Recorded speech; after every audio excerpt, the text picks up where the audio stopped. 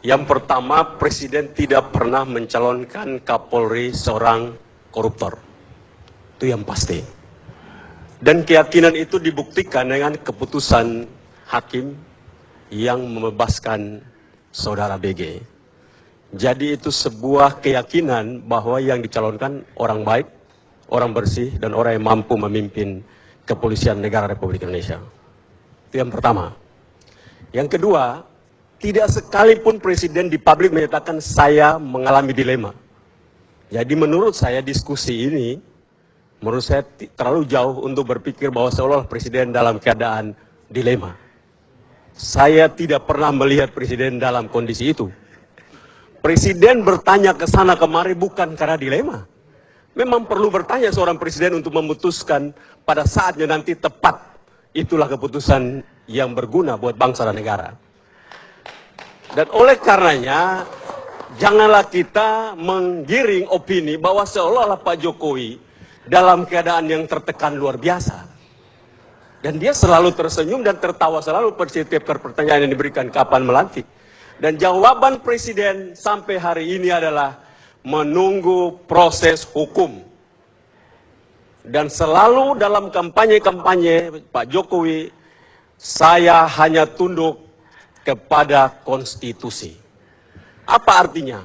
Bahwa memang negara ini harus berdiri dan tegak berdiri terus dan terus berjalan sebagai negara kesatuan Republik Indonesia atas hukum.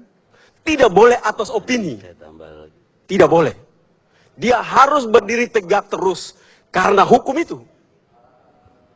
Nah, karena itu memang apa yang ditunggu oleh Presiden hari ini, kita tidak boleh tanya apakah lantik atau tidak lantik. Itulah surat Presiden, bukan surat PDIP, bukan surat Nasdem, bukan surat dari siapa. Itu adalah surat Presiden kepada Lembaga Dewan Perwakilan Rakyat untuk mengangkat dan memberhentikan Kapolri yang akhirnya diserahkan nama seorang Jenderal Komisaris Jenderal Budi Gunawan.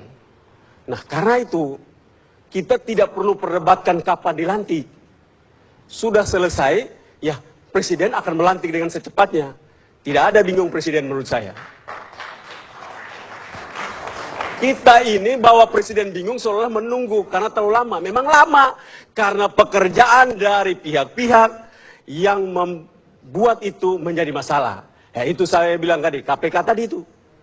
Ini lembaga yang super body, yang menangani masalah-masalah pidana yang luar biasa, tetapi dalam perjalanannya tidak bukan orang-orang luar biasa di sana. Makanya banyak di sana ditetapkan tersangka, tetapi dilepaskan. Ini pidana yang luar biasa. Pidana luar biasa itu adalah narkotik, narkoba, terorisme, dan korupsi. Dua ini tidak ada orang tetapkan tersangka lepas, nggak ada. Karena itu kejahatan luar biasa. Lah kok ini ditetapkan tersangka lepas bisa 8 bulan, 9 bulan tidak diproses. Ini nggak boleh. Ini kejahatan. Dan karena itu tidak boleh di dalam negara ini kita mempermainkan hukum. Dan Presiden memahami itu. Saya pastikan Presiden tidak akan mempermainkan hukum. Dia menyatakan dia menunggu proses hukum dan proses hukum telah selesai. Tidak ada lagi pertanyaan apakah dilantik atau dilantik. Presiden pasti melantik itu. Siapa yang dilantik? Ya pasti Kapolri. Terima kasih.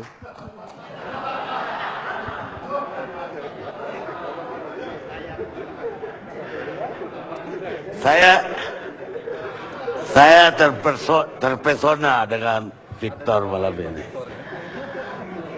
Jadi Presiden pasti melantik Kapolri. Tapi siapa orangnya? Itu kan jabatan. Orangnya. Bang Karni, sampai hari ini jangan kita nanya siapa. Surat Presiden kepada DPRI itu Budi Gunawan. Satu. Belum pernah Presiden mengeluarkan saya ragu-ragu, karena itu ada 2 surat lagi. Saya menyerahkan lagi surat baru kita ngomong. Belum ada surat. Jadi, baru 1 surat itu. Jadi dia nggak pernah ragu? Tidak akan pernah ragu. Kalau Presiden ragu, dia akan mengirim lagi surat. Saya ragu-ragu. Nah, maka itu kita harus bahas itu. Terima kasih. Saya pikir kita terlalu banyak lari dari temanya ya. Kemarin saya nonton sebuah film judulnya 2014. Malam ini saya kepengen betul bicara kepada seluruh lembaga yang sebenarnya punya fungsi mengelola negara. Dan saya mau meminta kepada mereka supaya nontonlah film itu. Judulnya 2014 dan segera saya rasa akan diputar. Bukan aku nggak punya kepentingan dengan film itu, tapi kita semua punya kepentingan, terutama para penyelenggara negara, supaya sadar bahwa rakyat itu bukan penonton. Kalian tuh digaji sama rakyat. Kalian itu harus melayani rakyat. Jangan bikin diskusi-diskusi aneh seperti ini, lalu rakyat nanti disuruh nunggu. Apa ini? Apa kita nggak punya malu?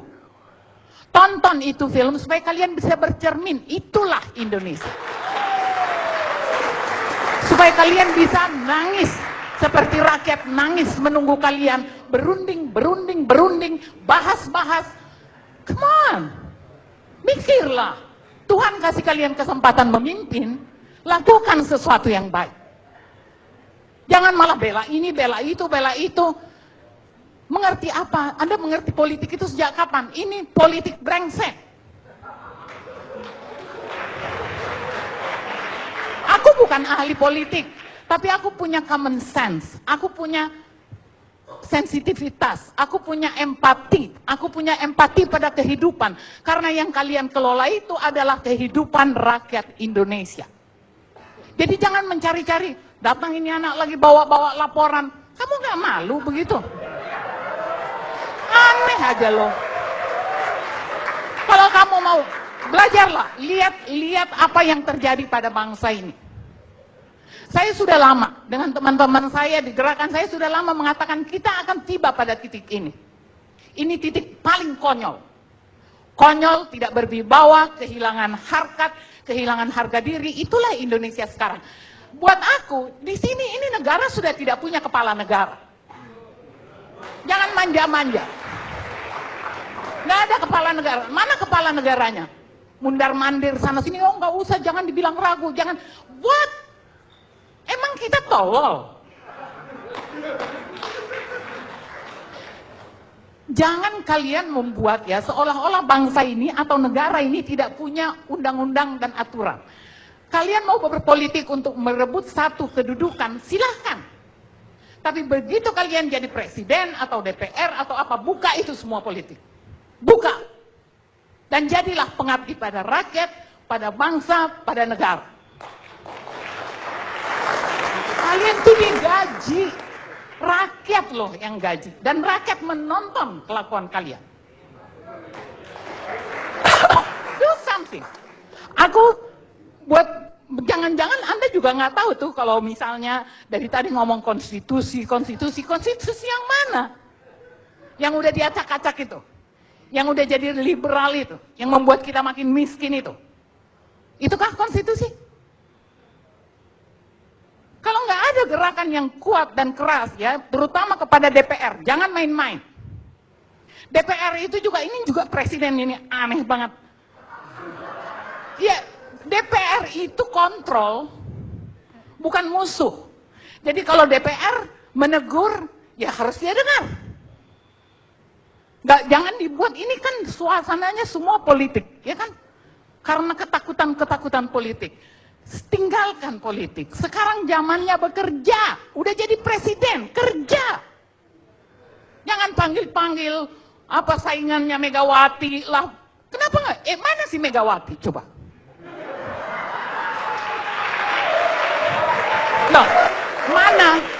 Kan kita semua mendengar, mulai dari media resmi sampai ke warung kopi, kita udah tahu bahwa kebingungan presiden kita ini karena ada partai-partai pengusung dan pendukungnya. Oke, sekarang kemana Megawati? Emang kita gaji Megawati buat nakut-nakutin Jokowi? Mana itu siapa? Surya Paloh. Ayo muncul ke permukaan, jangan berada di belakang. Jangan-jangan ini fitnah, jangan-jangan bukan Megawati yang nunggangin, memang jangan-jangan emang Jokowinya aja nggak bisa, ya kan? Jadi ngomong. Ini negara milik kita bersama, bukan milik satu orang. Jangan ada yang merasa dirinya berhak mengatur-ngatur presiden yang udah ditetapkan. Gue suka atau tidak suka dia presiden. Jangan diganggu-ganggu. Suruh dia membuktikan dia mampu atau tidak. Kalau hari ini menurut saya, kita tidak punya kepala negara. Nah, apakah kepala negara ini karena dia tidak mampu atau dibuat tidak mampu oleh penunggang-penunggangnya? Aku nggak ngerti. Tapi yang pasti, ini negara dalam bahaya. Kalau ini terus-menerus seperti ini, bangsa ini dalam bahaya. Mau sampai kapan? Setiap detik yang kita tinggalkan, itu ada nilai rupiahnya. Kalian kan ada ahli ekonomi, ahli berhitung. Aku aja cuman seniman, aku bisa mengerti apa yang tidak bergerak. Ya kan? Jadi kalau buat saya, memang ini adalah momentum. Kita harus pakai momentum ini untuk mengubah cara kita melihat bangsa ini dan menghargai bangsa ini. Buat aku nggak penting kok pra-peradilan. Si BG sendiri ngomong kok. Dia ngomong apa tuh? Pokoknya kalau saya nggak dilantik, saya akan bongkar kecurangan pemilu. Apa nih? Ya artinya secara kualitas manusia ini nggak benar. Saya kira dia nggak ada ngomong gitu. Dia ngomong di media. Ya, di media. Ngomong. Ya, dia waktu apa? Waktu dari sekretaris presiden kepresidenan mengatakan supaya mundur, dia bilang kalau saya nggak dilantik, saya akan bongkar. Nah, maksud saya, ini secara kualitas saja udah nggak benar. Padahal dia bagian dari pilpres, ya kan? Jadi kalau betul ada kecurangan, dia juga bagian dari situ. Giliran kebutuhannya tidak mau dicopot, terus dia ngancam. Sebenarnya Tuhan lagi bekerja, tidak perlu pra-peradilan. Mulutnya sendiri membuka bahwa dia tidak layak jadi Kapolri. Mulutnya sendiri. Jadi kalau aku mungkin ini mau saya tutup aja daripada saya agak stres nih gue. Tadi aku udah panggil Megawati ya, udah. Oke, jadi kalau saya sih menghimbau ya, kembali ke film tadi, tolong ditonton supaya kita melihat bagaimana buruknya bangsa ini. Dan itu hasil kita. Setelah reformasi apa sih yang didapat oleh rakyat? Jangan ngomonglah tentang pemilihan apa tuh namanya? One vote apa itu sebagai sebuah kebanggaan, kemajuan. Enggak. Hak demokrasi rakyat itu adalah hidup. Dikasih lapangan kerja. Jangan tahu-tahu dikasih kartu terus baris-baris di depan kantor pos. Itu bukan. Itu bukan hak demokrasi. Mereka jadi pengemis. Padahal mereka yang bayar kalian. Itu yang terjadi. Jadi kalau buat aku ini harus ada revolusi. Itu kaum pergerakan tuh bergeraklah, jangan cuma ngancam-ngancam. Saya kira ini